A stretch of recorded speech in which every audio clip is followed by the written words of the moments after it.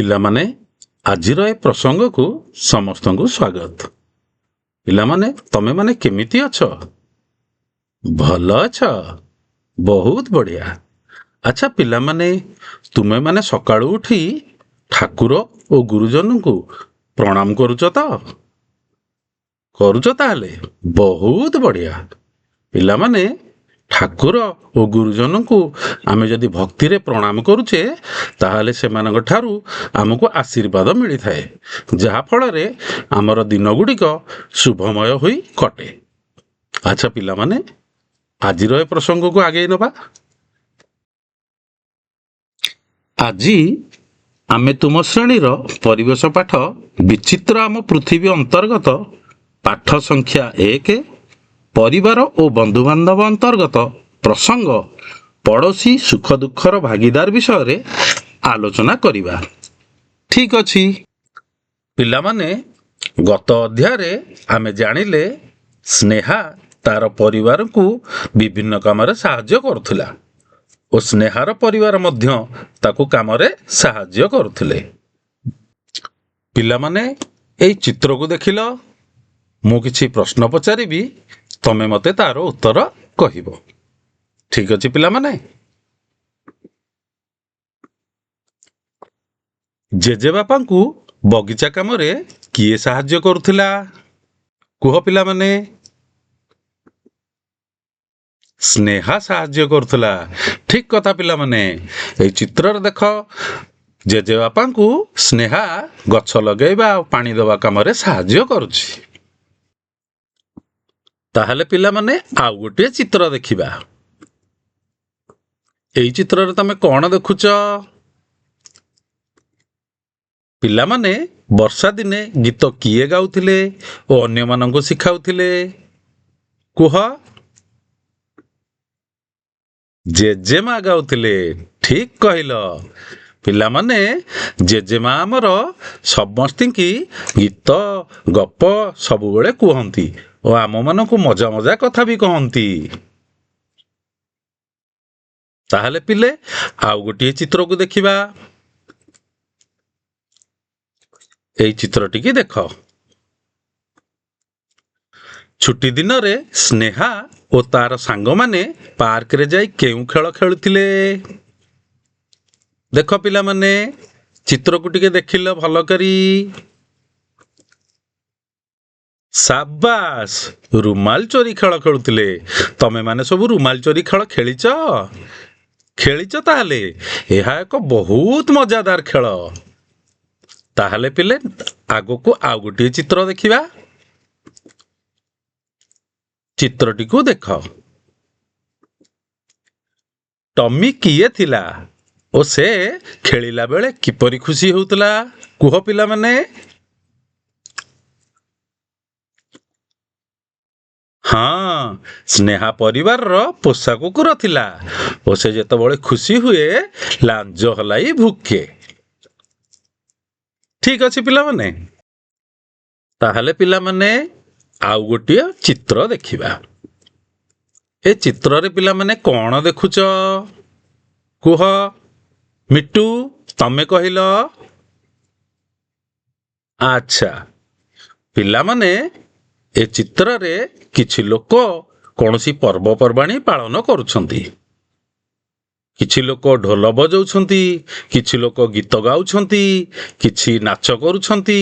ଛୋଟ ପିଲାମାନେ ମଧ୍ୟ ତାଙ୍କ ସହ ମିଳିମିଶି ନାଚ କରୁଛନ୍ତି।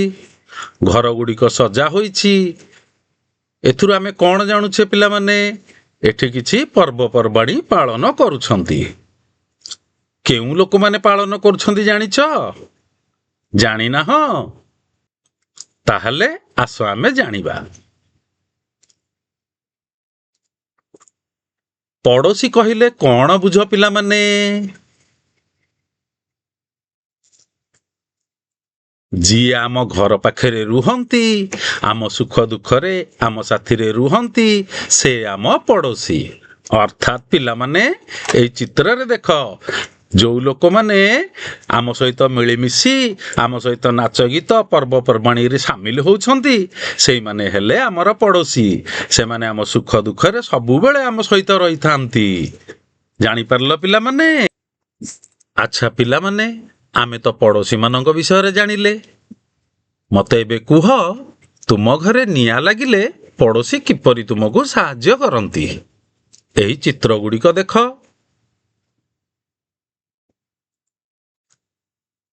ଏବେ ତାହେଲେ ଏହି ଚିତ୍ରରେ ଆମେମାନେ କଣ ଦେଖୁଛେ ପିଲେ? ଘରେ ନିଆଁ ଲାଗିଛି।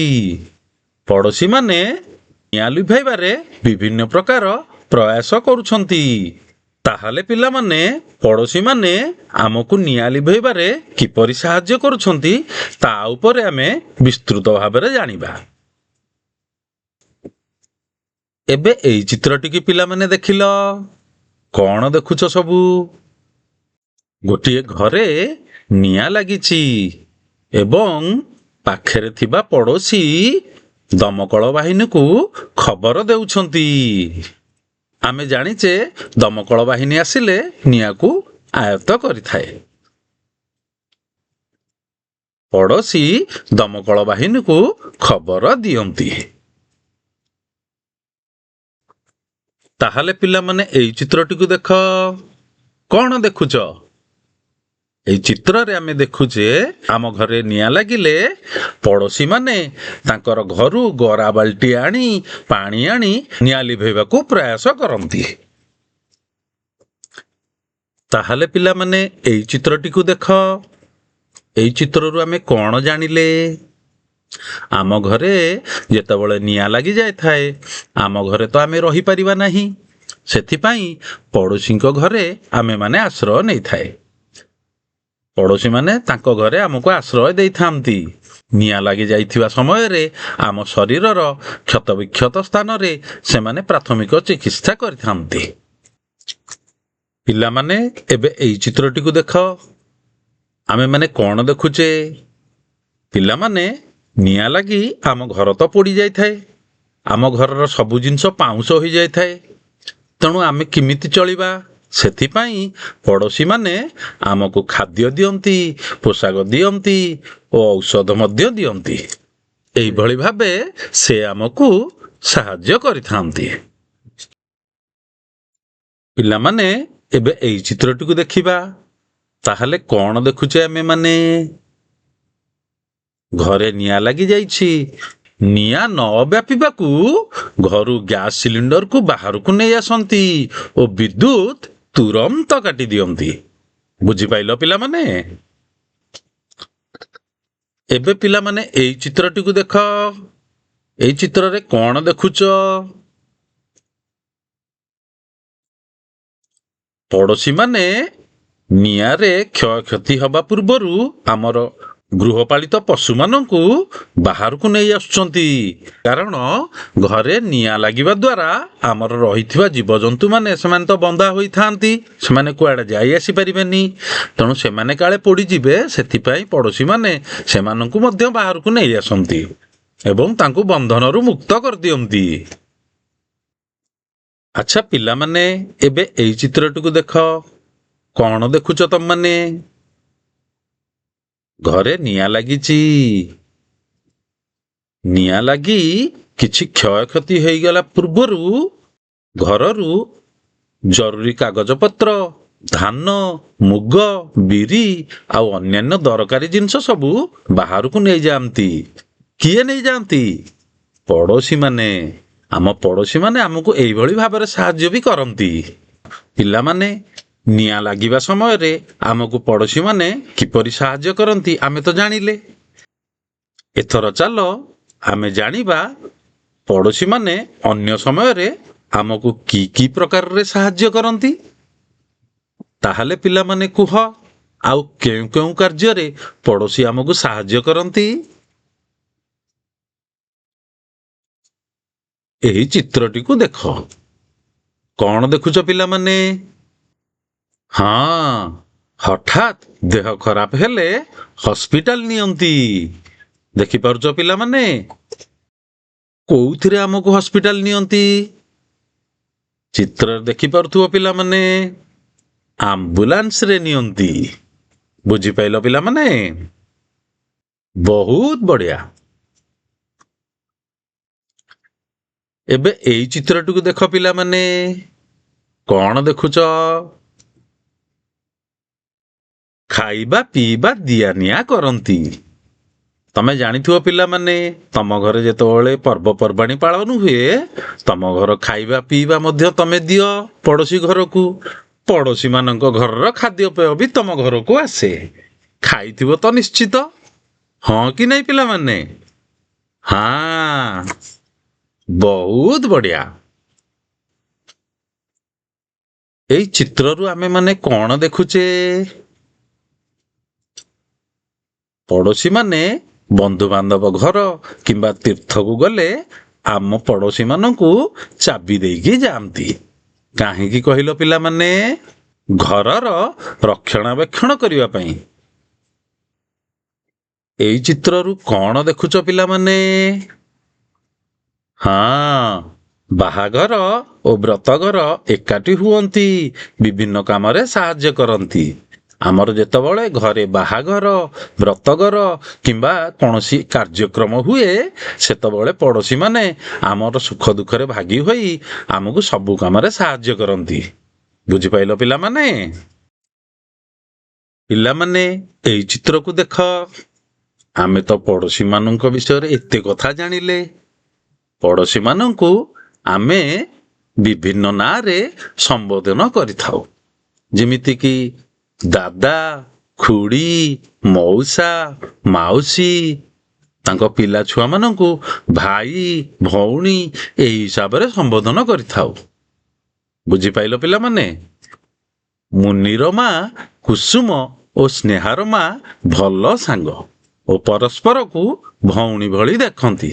ସେଥିପାଇଁ ସ୍ନେହା କୁସୁମକୁ ମାଉସୀ ବୋଲି ଡାକେ।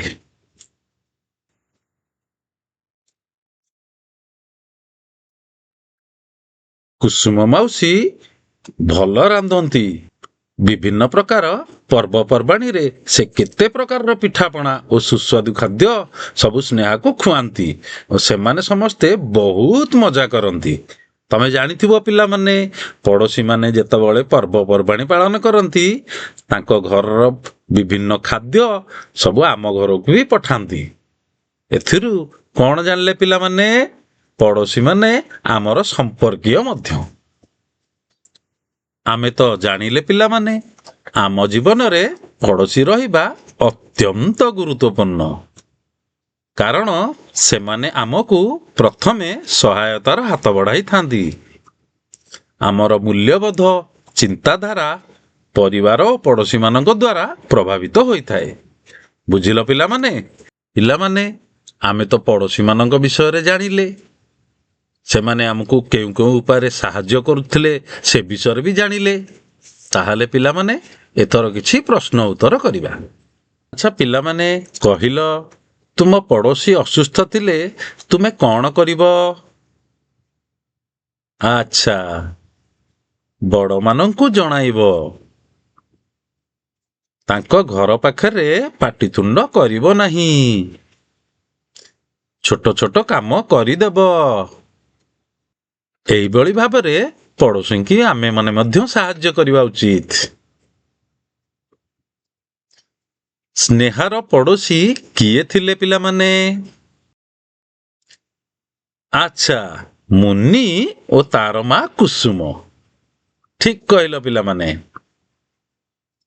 ସ୍ନେହା କାହା ସହ ମିଶି ରଙ୍ଗୋଲି ପକାଏ? ମୁନି ସହିତ ମିଶି। ବହୁତ ବଢିଆ। ସ୍ନେହା କୁସୁମକୁ ମାଉସୀ ବୋଲି କାହିଁକି ଡାକେ? ଠିକ କହିଲ ପିଲାମାନେ। ସ୍ନେହାର ମାଙ୍କର ଘନିଷ୍ଠ ସାଙ୍ଗ ଓ ଭଉଣୀ ଭଳି ହୋଇଥିବାରୁ ସ୍ନେହା କୁସୁମକୁ ମାଉସୀ ବୋଲି ଡାକେ।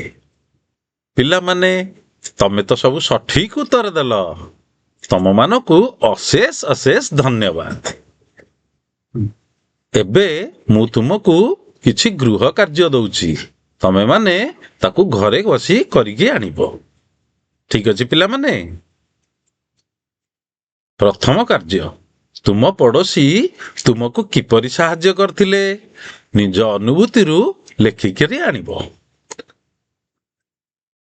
ତୁମ ପଡୋଶୀଙ୍କ ଠାରୁ ଶିଖିଥିବା 5ଟି ଭଲ କଥା ଲେଖି ଆସିବ। ଆଚ୍ଛା ପିଲାମାନେ, ଆଜି ଆମେ ସବୁ କଣ ଶିଖିଲେ? ହଁ, ପଡୋଶୀ ମାନେ ଆମକୁ ବିଭିନ୍ନ ପ୍ରକାରରେ ସାହାଯ୍ୟ କରିଥାନ୍ତି। ଯେମିତିକି ଆମ ଘରେ ନିଆଁ ଲାଗିଲେ ନିଆଁ ଲିଭେଇବାରେ ପଡୋଶୀ ମାନେ ଆମକୁ ସାହାଯ୍ୟ କରିଥାନ୍ତି। ଘରେ କାହାର ଦେହ ଖରାପ ହେଲେ ପଡୋଶୀ ମାନେ ଆମ୍ବୁଲାନ୍ସ ଡାକି ଡାକ୍ତରଖାନା ପହଞ୍ଚାଇବାରେ ସାହାଯ୍ୟ କରିଥାନ୍ତି। ଔଷଧ ବା ଖାଦ୍ୟ ପଦାର୍ଥ ଦବାରେ ଆମକୁ ସାହାଯ୍ୟ କରିଥାନ୍ତି। ପୁନେଇ ପର୍ବରେ ପିଠାପଣା ଦିଆନିଆ ମଧ୍ୟ କରିଥାନ୍ତି। ଯେମିତି ଆମର ପଡୋଶୀ ମାନେ ଆମକୁ ସାହାଯ୍ୟ କରନ୍ତି, ସ୍ନେହାର ପଡୋଶୀ କୁସୁମ ମାଉସୀ ସେମାନଙ୍କୁ ସେଇପରି ଭାବରେ ସାହାଯ୍ୟ କରନ୍ତି। ତାହେଲେ ପିଲାମାନେ, ଆଜି ତ ଆମେ ଏତେ କଥା ପଢିଲେ, ଏତେ କଥା ଜାଣିଲେ। ପୁଣି ଦେଖାହବ ଆଗାମୀ ଏକ ନୂଆ ଅଧ୍ୟାୟ ଓ ନୂଆ ପ୍ରସଙ୍ଗରେ। ଧନ୍ୟବାଦ। ଖୁସିରେ ଶିଖିବା ସମସ୍ତଙ୍କ ଅଧିକାର। ନମସ୍କାର।